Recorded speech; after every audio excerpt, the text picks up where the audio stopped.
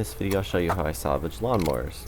In this case I'm taking apart a gas lawnmower, but the same principles apply for split end lawnmower. So the first thing I did was I took the spark plug off the engine, and then I'm using a ratchet now to pull the blade off the bottom, because you won't be able to pull the engine off without taking off the blade because the hole's too small.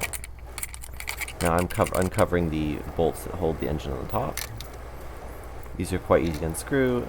Lots of lawnmowers are a lot more trouble than this to pull the bolts off of. Sometimes you'll need to use grease, sometimes you'll even need to heat up the part and with a propane torch or something else like that, and then cool it off again with some water to crack sort of some of the rust off of it.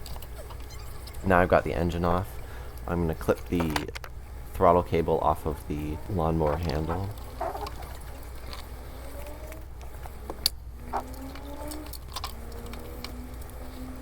Notice that I've got the spark plug unplugged the entire time I'm doing this to make sure that the engine doesn't turn over while I'm doing anything underneath it. Of course, this isn't strictly necessary, but it's a good safety precaution.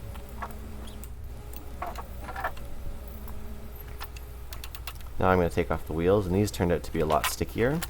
So I found when I was doing these that a pair of vice grips and a ratchet were good, but I tried using a huge pair of gloves so I wasn't worried about hitting my hand, and that helped a little bit as well. And then for another wheel I found that I couldn't get it off even with that method, and so I decided to grab a pipe and put that over the end of my ratchet, which of course extends the leverage that you've got and can be really useful when you're taking off bolts like these, or primarily the large bolt from the bottom of the lawnmower.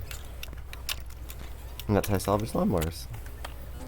These are all the useful parts I've got. An engine and a few wheels, nearly enough for a go-kart. Thanks for watching.